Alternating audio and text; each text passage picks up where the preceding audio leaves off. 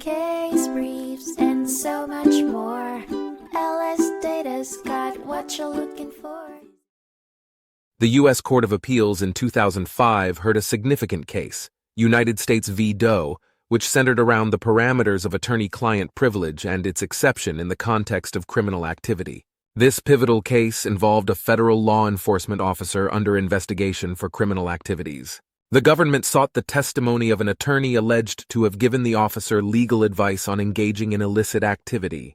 The attorney's defense hinged on the concept of attorney-client privilege, which generally shields confidential conversations between lawyers and their clients.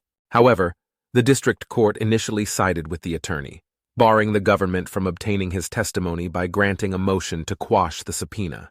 The contention pivoted around the crime-fraud exception, a legal provision that can nullify attorney-client privilege when advice is sought to facilitate ongoing or future criminal behavior. As the case advanced to the Court of Appeals, the initial ruling was rebuked.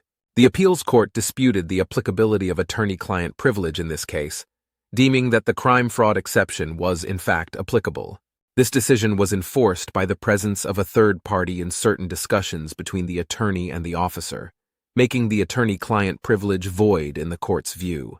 Consequently, the Court of Appeals overruled previous findings and rejected the motion to quash the subpoena. The climax of this legal saga resulted in the Court of Appeals overturning the district court's initial order. The higher court effectively instructed it to deny the previously approved motion to quash the government's subpoena. The officer was found to have broken regulations in making an investment in a business, an action deemed illegal for government officers unless granted a special exemption. This act of malfeasance further complicated an already complex case, spotlighting the repercussions of financial conflicts of interest within public service. Case briefs, and so much more. LSData's got what you're looking for. Visit lsd.law, elevate your mind. Leave the stress of climb.